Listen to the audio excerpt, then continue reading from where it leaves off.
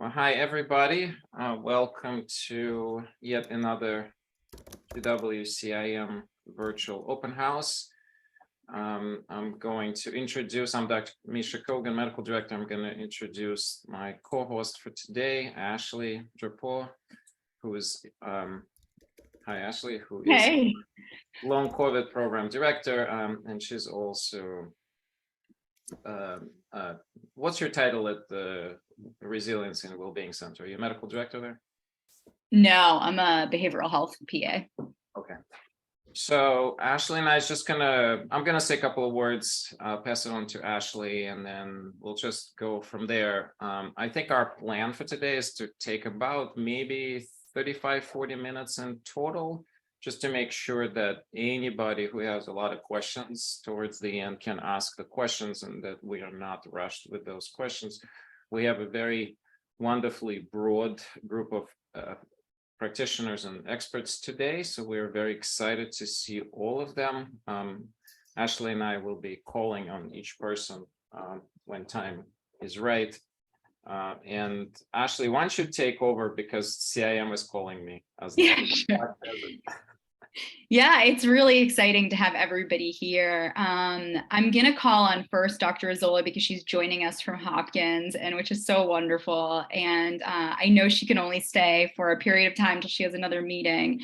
But I do want to say that, Dr. Azola and I have a very historic relationship. I do want to give a shout out for how much respect I have for her as a medical provider.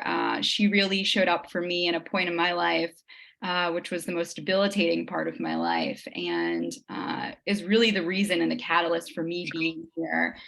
She acknowledged me and validated me when nobody else was, when I had long COVID, and that has made the difference in my life, that has brought me to helping patients now, that I'm doing better. So I'd love to hear from her and just how things are going over there and anything that she'd like to share. Thank you for such a kind introduction, and hi everybody. I'm excited to be with my people, these providers that are taking care of long COVID patients. This is a labor of love, and I totally understand. And Ashley, I'm just so proud of you to see you now, kind of shining bright, and it's been a long road, and yeah, I just often don't think about it, but just to give you a brief kind of synopsis of how I became a long COVID doctor. I trained at Hopkins, and towards the beginning of the pandemic, I was finishing training, and the pulmonary team wanted to open a post-COVID clinic. And because they knew that there was going to be a lot of ICU patients that were going to need outpatient care. And but we also knew that there was going to be patients that were not in ICU that were going to need care because of things like other pandemics like SARS-CoV-1 and MERS. So we created this multidisciplinary team, and I didn't know what I was signing up for. As the pandemic kind of moved on and we got better at treating COVID, or acute COVID, and vaccines were widely available, we started seeing a shift in the presentation of our patients, from patients that were severely ill to patients that had mild or almost asymptomatic COVID with lingering symptoms. And this was a life-changing experience for me. I'm a rehabilitation doctor. Our job is to help people live their best possible independent lives with any given impairment, right? Like I signed up for rehab because I wanted to help people live in their bodies no matter what impairments they were. And I started seeing these patients. We were lucky enough to have an hour with them, and listening to them and observing and understanding what they were experiencing made me realize that this is just like a stroke or a spinal cord injury or a TBI. these are patients that have life-changing impairments that limit their ability to function in every aspect of their life. So that's how I kind of just started, and I didn't know how to take care of a lot of the issues that long COVID patients present with. I did know a little bit about autonomic dysfunction because we have a center for POTS here, and I had trained here, and I knew some of the patients looked like that, but there was a lot of other things that we came to know. So it was really interesting to be able to be in an institution where I could email an MECFS expert for 30 years like Peter Rowe and get all his insight into how to manage patients. And they're being very open for us to use his knowledge with our patients and help them. Tae Chung with the POTS clinic was also very helpful in discussing patients. And we used to send them to them, but we realized very quickly that that was not sustainable. And there were so many patients that needed help, and there was not enough room in their specialty clinics. So it was just really just important, meaningful work that I just became very involved with. And little by little, I've been joining, for example, our multidisciplinary clinic, past collaborative from the Academy of Physical Medicine and Rehabilitation. There's 41 post-COVID clinics involved, mainly led by PM&R doctors. And we created, at this point, 8 different manuscripts on management of different symptoms, including fatigue, cardiovascular, dysautonomia, cognitive, neurologic, pediatrics. There's just a plethora of papers transmitting the knowledge that we had learned in the past 2 years. So that's been really meaningful. And yeah, I'm just very excited to be here and excited to keep, finding more people that are creating a space for patients with long COVID in a climate where a large number, or the medical community at large, is still skeptical. Still, there's a lot of resistance to management, and I'm getting creative about helping these patients be more functional. Yeah. Thank you so much. I think let's go to Dr. Nagula, who's one of the most senior functional medicine practitioners in the community. What I'm gonna do is I'm just gonna highlight each person as they get to talk. And Diva, if you don't mind, tell a little bit about your functional approach, because there are different ways to handle COVID. In our clinic, we do more of an integrative approach, and I know you specialize in functional medicine. Yes. So personally, one of the things that drew me to long COVID treatment was because of my own plight with long COVID. So I had September 21 is when I had COVID. And then a few months later is when I started to have more of the neurological symptoms, even though the constitutional symptoms had ended 5 to 7 days after I contracted COVID. So it was a little mysterious to me because I didn't really correlate the two, because there was no constitutional symptoms that persisted. It ended up being a lot of neurological issues where I was unable to, I was having a lot of issues with my autonomic nervous system, being in a state of fight or flight all the time, having a lot of anxiety, not able to sleep, and to the point where my brain was extremely foggy, unable to have meaningful conversations, focus on anything. And my body was shutting down because of the lack of sleep, and the autonomic nervous system was just revved up extremely high. So personally for me, what really was able to dial back these symptoms was a combination of things, was craniosacral therapy. And that was something that I had started to do, and I had a few sessions, and I felt like it really regulated my autonomic nervous system. Secondarily, the big needle mover with stem cells. There's a specific procedure that I got trained under that is done by a physician out west, Dr. Todd Opakaitis, who uses a laser guided stem cell approach. So it's not extracting stem cells from your bone marrow or from their fat or cord cells. There are specific cells that are called V cells that are in our system. It's called very small embryonic-like cells. And these cells have the maturity of cord cells, and they hibernate upon birth. So they have the chronological age as cord cells, and they don't multiply or divide where there's no age that occurs with these cells. And so this individual has formulated through research, he's been able to figure out after you draw blood, spin it down into plasma, and you're able to shine a specific frequency of light onto these cells, as well as a specific frequency of sound. You're able to awaken these V cells, allow them to multiply. And after that's done, you reinfuse this specific plasma with the waken up V cells back into the blood. And then for a period of 20 to 25 minutes, you have the ability to use that frequency of light through the laser applied externally to the body, and that attracts the V cells to that area.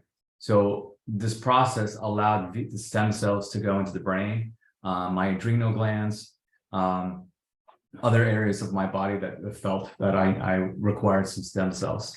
It was literally that weekend. It was like, I think I had it done on a Thursday. Over that weekend, I immediately felt like the lights in my brain turned on. And I also felt like I could sleep better and be more not in a state of fight or flight. And my conclusion was because the stem cells was able to hit the brain, and it was also able to hit the adrenal organs as well, adrenal glands as well. So those are two big needle movers that the craniosacral and the stem cells, for me, was a big needle mover. Secondarily, I also did a QEEG brain scan done, and I had done it pre-stem cells, and I had done it post. And there was a change in overall power of the brain pre and post. So I know that the stem cells did something. Lastly, another thing that I also found that was significantly helpful for me was ketamine. So ketamine seemed to really calm down the nervous system, and through its neuro-anti-inflammatory effect, it was able to reduce some of the inflammation in my brain, and also curtail some of the anxiety. So that was extremely helpful for me as well. And then for maintenance, I continue to do craniosacral work. And then I started to get engaged with neurofeedback because there was so much inflammation in the brain. The stem cells did something to increase the power, but then after the power was increased, we still needed to address the abnormal brain waves. And so we're continuing to do that through neurofeedback. Thank you, Dr. Nagola, so much. I think let's go to Dr. Yekib, who's going to tell us a little bit about relationship between mold and COVID, and also just how we manage histamine reactions. I think this was actually one of the questions in the chat, the link between histamine overproduction and COVID. Hey, it's great to see everybody. Thank you so much for inviting me. I'm looking forward to sharing. And one thing that I find really interesting here is that there's such a close correlation between COVID and mold-related illness as far as the symptoms go. But one thing that's interesting is that hearing people's stories, like people are getting into treating long COVID primarily and learning how to because they were impacted by it. And that has been my experience with just about every doctor I've ever talked to who's trying to help people recovering from mold-related illness. It's like these are illnesses or chronic illnesses that are not really being addressed or, taken seriously. A lot of skepticism around it. But when someone gets sick, it's like, absolutely, it becomes a lot more clear what's going on. But so one thing that was noticed very early on in COVID is that when people were developing COVID, like the symptoms, the long COVID symptoms were nearly identical to the symptoms that people with mold-related illness were experiencing as well, like the ongoing cognitive problems, the brain fog, the severe deep fatigue, some of the neurological changes that people are getting, chronic pain, anxiety, depression, all of these were like identical, spot on. It's like, what could potentially be going on here? Like, is there a similarity in how these processes work? Well, a man named Richie Shoemaker, many years ago, a couple decades ago, was really able to discover the underlying physiological response that was happening in people with mold-related illness. And he did this by measuring specific cytokines, like inflammatory markers that are not generally looked at. But in these areas, it's like an immune response, an inflammatory immune response. It was driving the illness and causing like crashing of brain hormones. And this is ultimately what was making people sick. And he labeled it chronic inflammatory response syndrome, chronic inflammatory response syndrome. And it's exactly what it sounds like. It is a chronic inflammatory condition that's going on beneath the surface. So people who are having, exposures to mold, they would develop these underlying immune dysfunction that is therefore driving, inflammation that most labs would never show up. So it's like, you got to know which cytokines to go looking for. But what he also found is that it wasn't just mold, it was any kind of biotoxin. So people dealing with chronic Lyme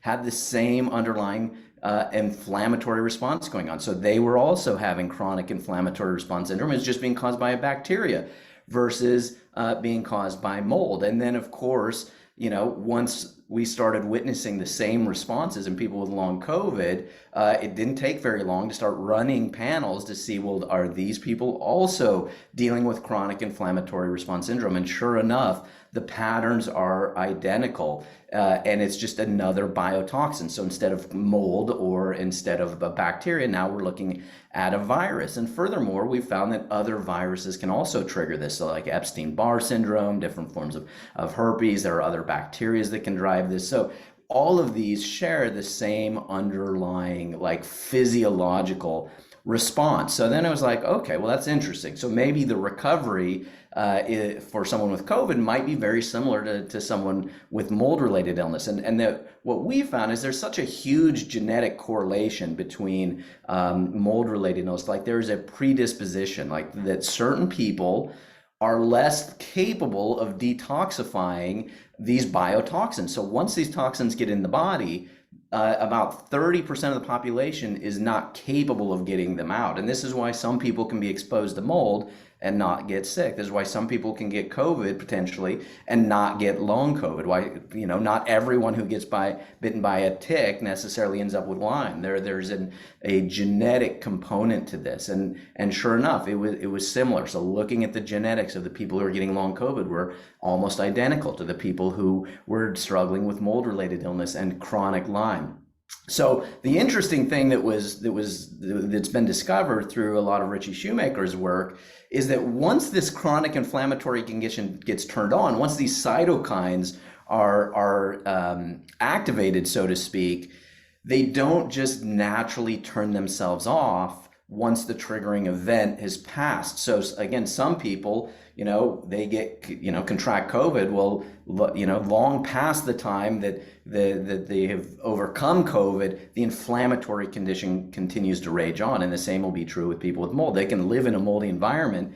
You take them out, they don't necessarily automatically recover because, again, these toxins are stuck in their body and they just keep recycling, which just lends to more and more inflammation throughout the body. And so oftentimes these people just continue to get more and more sick, even though they're no longer being exposed to the trigger. So one of the links that has been discovered is that for some of these people, once this inflammatory condition gets turned on, if they are experiencing exposure to mold or mycotoxins or other biotoxins coming from a water damaged building, whether this is their home or whether it's coming from an office building, but it will continue to perpetuate that inflammation. So even if mold wasn't necessarily the root cause for why they're sick, like clearly COVID was the triggering event, if they're experiencing exposure to water damaged buildings, that's suddenly going to become a limitation. It's going to prevent them from recovering from COVID, even though there was never really so much of a mold sensitivity going on there. So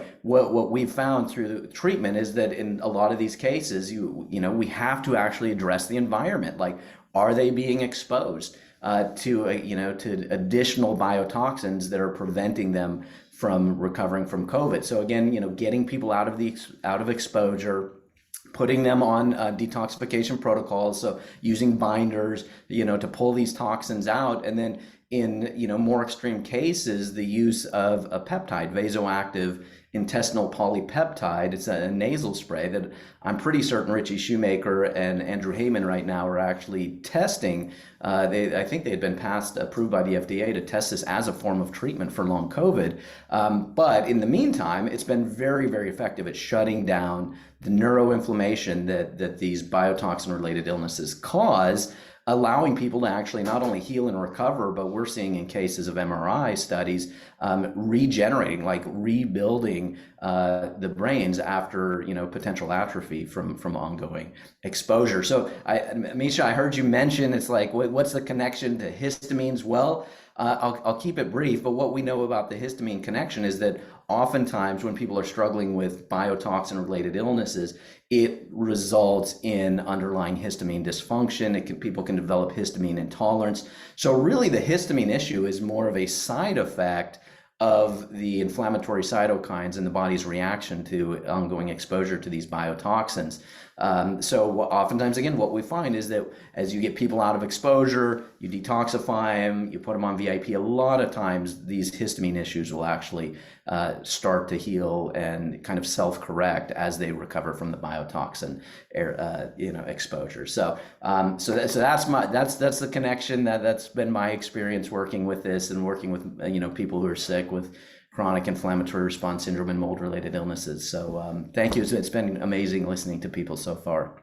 Thank you so much. Let's go to Rebecca, who is from our GW Rehab Center, and she's a speech therapist. And she also holds a special place for me because she sees all of our long COVID patients. And I have yet to hear from a patient who's seen her that they didn't have an amazing experience. So I think that the work she is doing is so paramount to giving these patients ongoing support. But I'll let you chat a little bit about what you guys are doing over in the rehab center. Thank you, Ashley. Like, we've really enjoyed partnering with you too. And I represent physical therapy, occupational therapy, and of course, speech pathology. We work here in outpatient rehab at GW Hospital, and we've had a long COVID rehab clinic since the beginning of the pandemic. And really, we're not going to help patients, of course, medically manage long COVID, but from a rehab and a therapy standpoint and a functional standpoint. So I'm a speech pathologist. Most people don't think speech pathology and long COVID, but pre-COVID, I was working mostly in cognitive rehab with people with traumatic brain injury and stroke and concussion. So we were in the perfect position to start cognitive therapy with people with cognitive complaints post-COVID. Of course, we initially opened our clinic expecting to see people post-ICU stay after complex hospitalizations. Most of the patients we're seeing here have never been hospitalized. For myself, as a speech pathologist, my job is essentially to help patients better understand what's going well from a cognitive standpoint, what's not going well, and then what do you do about it? Like, how do you manage these difficulties with cognitive pacing techniques, compensatory strategy techniques? How do you make your day more efficient, more productive, with limited energy or cognitive deficits? So really our goal is to maximize someone's quality of life and success in the setting of cognitive complaints post-COVID. So we always are very upfront at the beginning. We're not going to fix your symptoms, but we're going to help you understand them and manage them. And the goal is that you leave therapy with a much better sense of control. And then, of course, physical therapy is going to be focusing primarily on physical pacing, helping people understand a safe way to exercise or get back to physical activity, progressive strength and endurance training, address any orthopedic issues that might arise. And then occupational therapy is really the bridge between PT and speech. They deal with both physical and cognitive deficits post-COVID, and also vision complaints. We're finding that a lot of our patients with long COVID actually have new vision deficits, and occupational therapy addresses that too. So, and we are welcoming new patients. So if anyone here is interested, I'll put my contact information in the chat. Awesome. Thank you so much, Rebecca. Thank you. We're so happy to have all of you. And we definitely don't want to underestimate the impact rehabilitation has on patients. And they're usually the person who's seeing the patient the most often, honestly, than anyone else. So huge impact. And yeah, thank you for putting your information in the chat. Misha, do you think we should have Nina go next, or? Yeah, sure. We can have Nina go, and then maybe after Nina, Robert can go. Let's let Dr. Azola. Dr. Azola has to leave. I Yeah. am so sorry. I'm currently attending for our inpatient rehab unit, and we have our team meeting with this like 30 people, and I have to absolutely be there. But I just wanted to say, thank you so much for inviting me to this. It's great. I hope to learn so much from this whole team. I'm excited to hear about Rebecca's work near the area, because I definitely have patients close to you. So I'll be looking forward to that. And I just wanted to chime in that there's a lot of unknown, and there's a lot of things to tease out when it comes to the pathophysiology of long COVID. And I think that it's not one thing, right? Long COVID is a term that was created by patients to be very inclusive, that patient-defined term that anybody who has symptoms after COVID can say that, right? So there's certainly different presentations. I would be happy to come back and talk about the extent of the different types of long COVID and my kind of how I conceptualize, at least from our experience, and the things that the treatments that we've been implementing for people with MCAS, for people with ME/CFS, picture for more dysautonomia and fatigue. There's several medications that we've been utilizing in this selection of types of phenotypes of patients that have been really useful. So I'm excited to learn from you all, and excited to share as well. Awesome. Thank you so much for coming. So let's have Nina say a couple of words about MBSR program, mindfulness-based stress reduction, that we've been using for a long time, and importance of it for long COVID. Oh, thank you. It's great to be here with everyone. So mindfulness is a powerful tool for stress reduction. And in the field of medicine, the gold standard of mindfulness programs is MBSR, mindfulness-based stress reduction. So I am one of the MBSR teachers here at GWCIM, along with my colleague, Cynthia Powell. And I also am a mindfulness coach, and I teach mindfulness courses at George Washington University.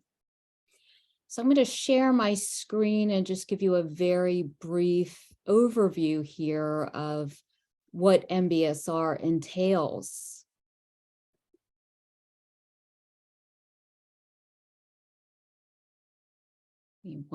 Bear with me 1 second here.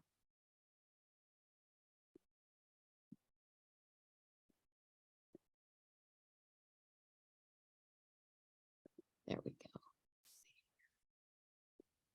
Okay, so mindfulness-based stress reduction is an 8-week program, and it's evidence-based. So the research is showing that it's effective in reducing stress, anxiety, depression, and improving a variety of health outcomes, or actually the stress and suffering that comes with health outcomes like pain, and it improves immune function and cardiovascular health, as well as improving resilience and well-being, no matter what your stressor is. So job loss, caregiving, or just the daily stressors of being a human being in this world. And so the science shows that if you practice regularly, these benefits occur. And so by learning the skills of mindfulness practice in the program, you will strengthen your muscle of mindfulness and then have a way to more skillfully relate to the mental and physical experiences of stress.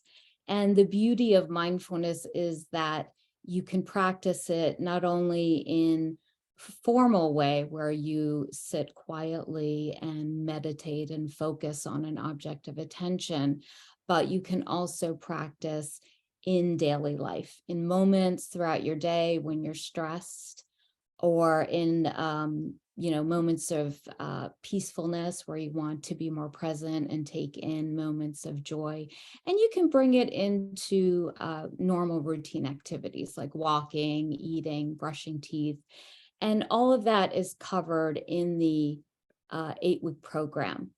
So in each class, the 8 classes, you meet for 2.5 hours with the instructor and the other participants.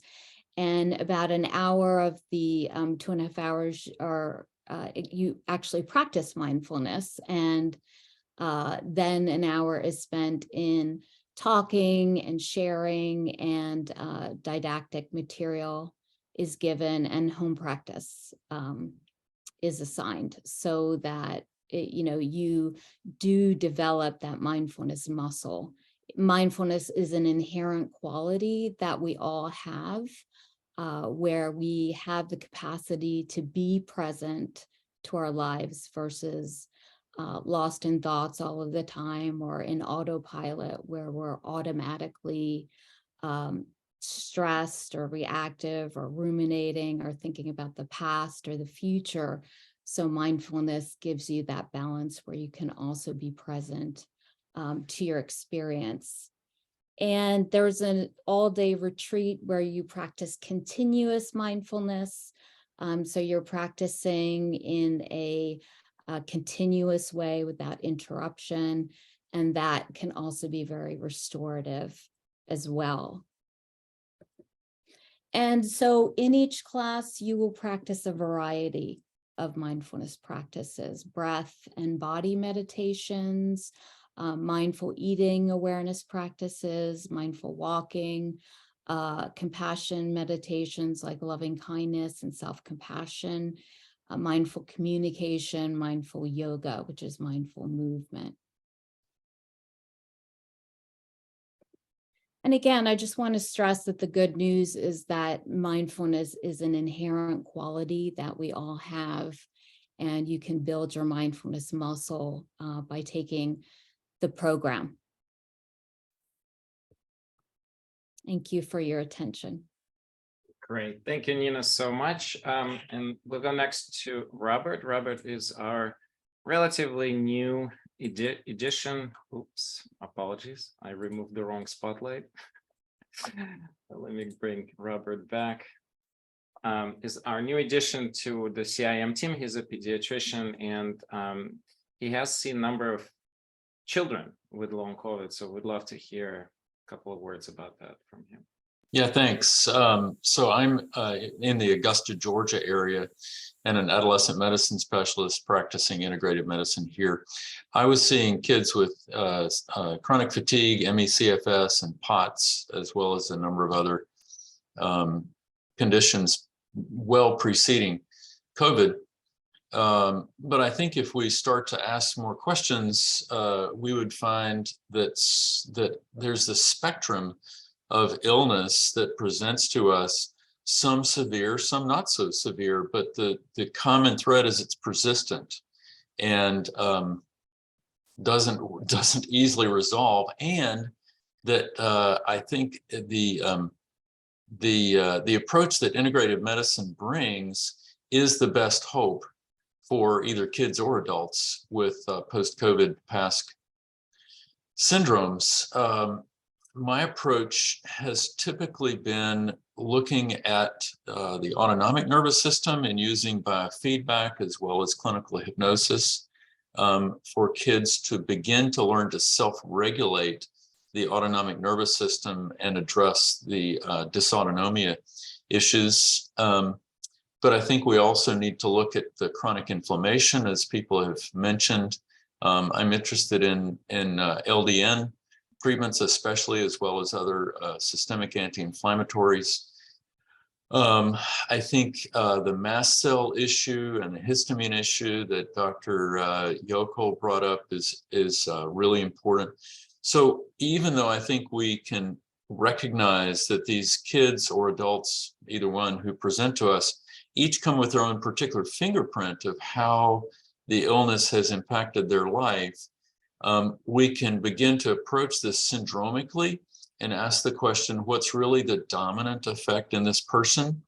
And tailor an approach that takes that into account, whether it's the dysautonomia, metabolic mitochondrial dysfunction, mast cell histamine issues, and also just to be very open-minded that there's so much that we really don't know yet, and need to take each patient as an opportunity to be curious and ask questions and learn from them, rather than be the expert coming at them with our answers, because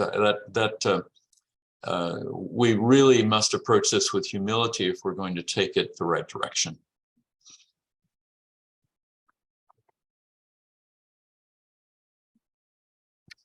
Okay, thank you, Robert, so much. We have a lot of questions. There are a couple other practitioners here, Dr. Demakar and Mara Benner, who I believe. Okay, yeah, Sharon, do you want to just add a couple of words before we move right to questions?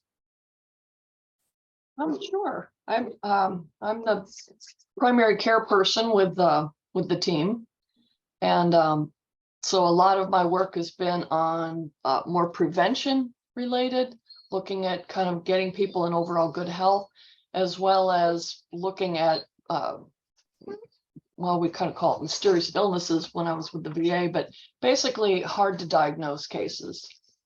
And so it's great having this team pulling together for long COVID, which brings in all the different integrative aspects that I'm accustomed to working with. I also, like Dr. Kogan and some of the others, have also trained with Dr. Andrew Weil.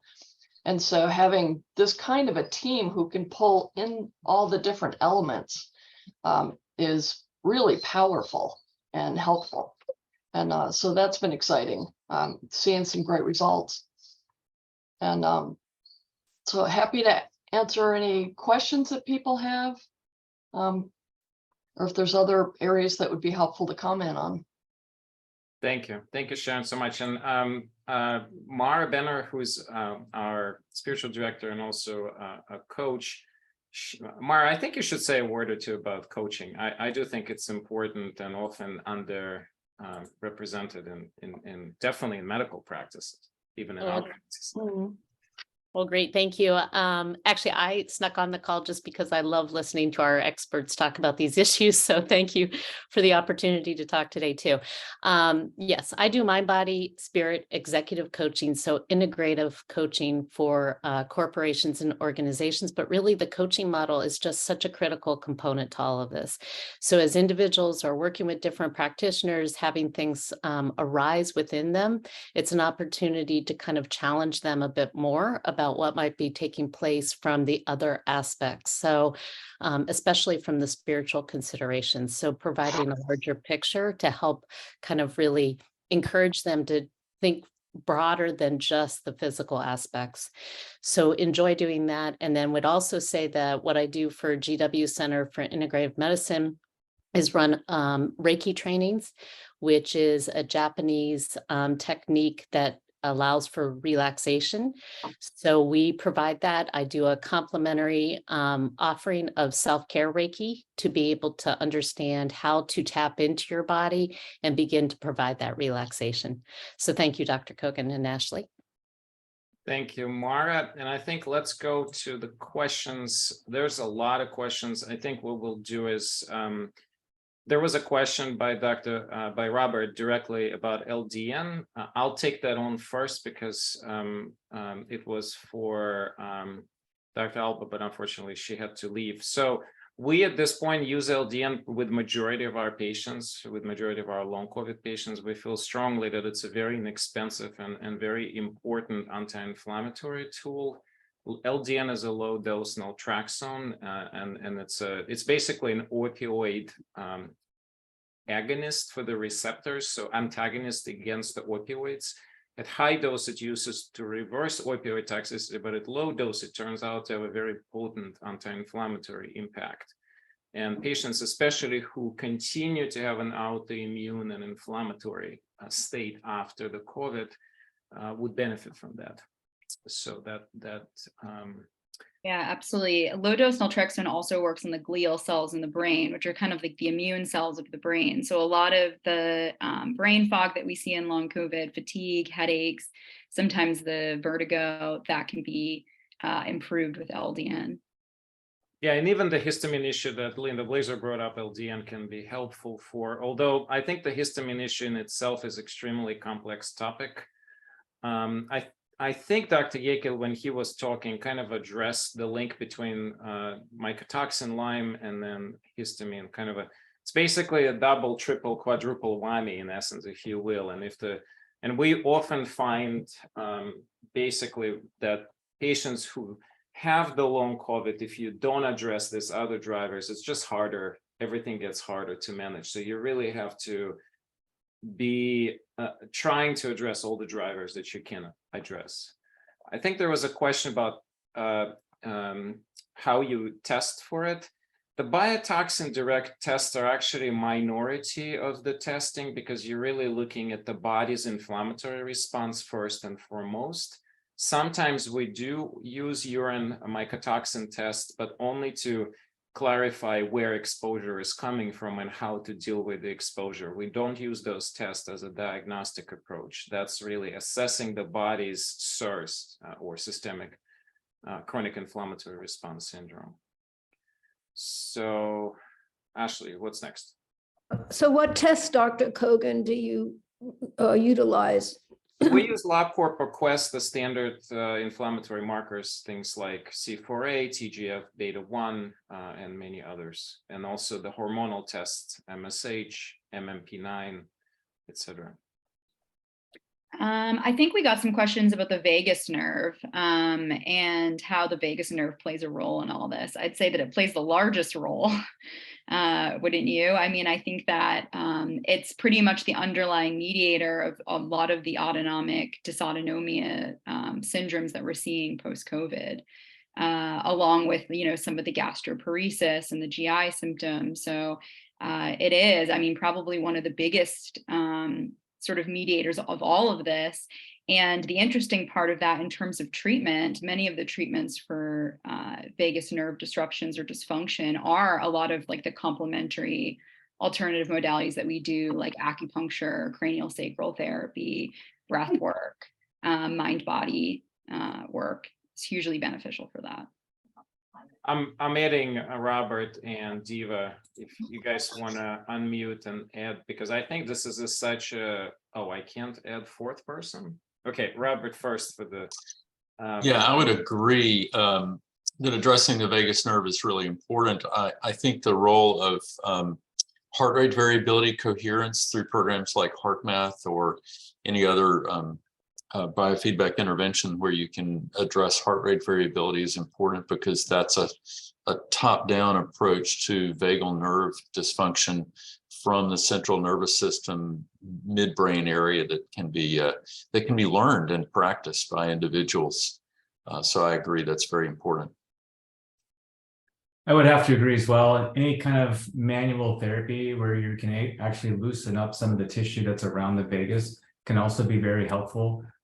Any stimulation of the vagus nerve, whether it's through diaphragmatic breathing, manual therapy, something that can stimulate the parasympathetic system can actually also help. And having tools like HeartMath would be really great because you're able to see real time the coherence and the HRV improve with diaphragmatic breathing or any other deep breathing relaxation exercises.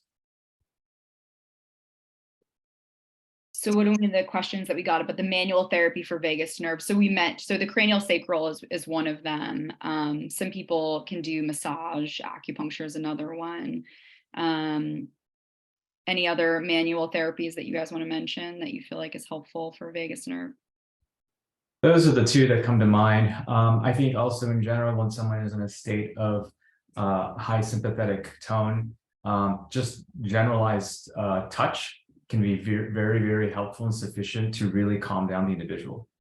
Oh yeah, one thing that we should not mention is somatic experiencing. So somatic experiencing is really wonderful for this, basically only does this. And so, yeah, we can't, leave this conversation without mentioning that for sure. Somatic experiencing is all about touch and also stimulating that vagus nerve. And I would just add in that context that we really have to not forget the gut-brain axis and look at gastrointestinal health. If you've got problems with GI health, it's going to be difficult to comprehensively address vagus function because it's a two-way street from the gut to the brain and from the brain to the gut both ways. Absolutely. If you're going to have an impairment in one, you're obviously going to have an impairment of the other. So really doing some really active modalities to help with the gut dysfunction and the leaky gut that can ensue is very, very important. And also with the leaky brain that can occur, that's why I found specific substances like ketamine and other psychedelic therapies can help reduce that neural inflammation and actually improve on the detoxification of the brain and of the glia itself. There's a very good question about HeartMath. I'll put the link to the YouTube video with a detailed analysis of it, including practical use of the equipment that you can buy either on HeartMath or on Amazon. And this was the meeting where it's a long COVID meeting. So, and it's very, very practical. So I will put the link to the description of HeartMath equipment in the chat as soon as I find it. Ashley, yeah, that's really great. I was going to say that we should put that in there because we did a whole group on it. And I think that that's a really good segue into talking for a moment about our groups, because we would be amiss if we had an open house about long COVID and we didn't mention the groups that we have. So our groups are really wonderful. It's a group of people who all have long COVID, of course. We meet every Thursday at 5:30 in the evening virtually. Virtually is important because we have people who are from all over the country who are meeting with us. We try to keep the cost really low so that it opens it up to people who may not have a lot of resources to be able to have individual appointments, but still want to learn about how they can self-manage their long COVID, about integrative techniques that are used for long COVID. And then we do a lot of experiential practices together too, like things like yin yoga and some of these mind-body techniques that we've already talked about, acupressure. So all that information is on our website, which I will put in the chat, but it's a very supportive group. I'm very proud of it, love being a part of it. So welcome anybody who'd like to join. I don't want to put anybody on the spot, but Stephanie or Jean, or if anybody from the group who wants to just to say a couple of words about the group, by all means, unmute yourself and say a couple of words. No pressure. Meantime, I'm going to look for other questions. All right. Sure, it's no pressure at all, Dr. Kogan and Ashley. I have to say that, from my own experience, I contracted COVID a lot like Stephanie, that's in our group very early on. So I'm coming up on a 3-year anniversary of having COVID, and I was one of these people that just never really felt like I got better. I got out of an acute phase, but I was never well. I did do therapy for physical and occupational and speech. The speech and occupational were great. The physical didn't give me as much as I would have liked because I think it was all new at the time. And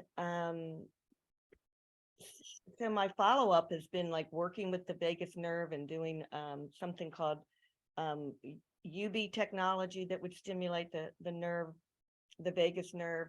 But what of all these things, like I have to say, like what's helped me the most has been the group. And the reason why is I've learned things, but it's also just being able to relate to other people. I just can't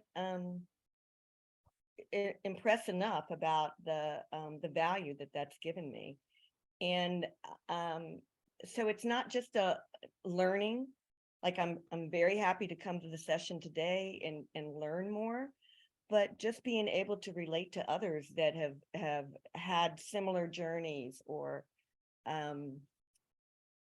I don't know how else to express it, but I'm just trying to say it's, and I'm sorry, I'm starting to ramble, but it's been very, very helpful. That's all I can say. And it's helped me with it. I keep feeling like, it's not that my symptoms are better, but I'm better at managing my symptoms. And maybe it just took that long to figure it out, but I'm starting to apply the pacing, and I'm starting to apply the things. And really why it's because the group has been reinforcing of all of that. So thank you very much.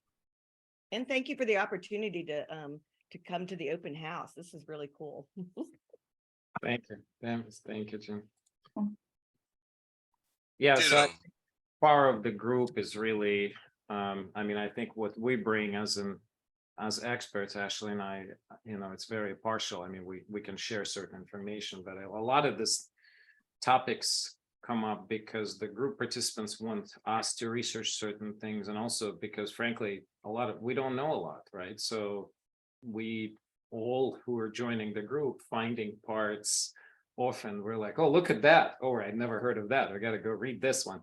So I think, like, if anything, I kind of retrospectively looking at this, I never thought of myself becoming expert in this topic, but the situation forces us to learn, and I think that's we learn together. But the therapeutic power in that when we do all of this together with the intent of helping each other, I think there's something magical happens in it. Whether you believe in it or not, I think it's irrelevant. Actually, that's how I feel.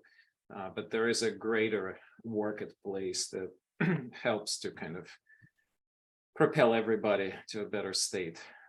But it's very non-linear and indirect, and it's hard to explain how it works. Vagus effect is definitely a component of it, but not the only one. Yeah, I would agree. I think that there is something magical about people coming together who are sharing a lot of the same experiences and supporting each other through that. And that's really what we see in the group. So even if you are getting individual treatment, I do think that being a part of a group can be very, very beneficial sort of on top of that. And Dr. Kogan, we're in the last 5 minutes here. I definitely want to mention the MBSR date that was mentioned it starts on March 23rd is when the program begins, and there's a free intro. We put the link in the chat for 3/16. But I also want to commend, all the providers that come here today, even Dr. Azola earlier, who, who sort of put their egos aside and say, hey, none of us know anything or knew anything about this. And we all had to just sort of put all of that aside and learn from each other, learn from the patients, learn from ourselves if we've had the experience ourselves. And that's how we've sort of become, I guess, subject matter experts in this disease. It's just because we've had to, and being able to keep that open mind, I think, is what makes you learn and become a better provider. So it's so wonderful to hear all of the practitioners in this room who come from all different places talk about how they did that. And that's probably what is making them the most effective with their patients.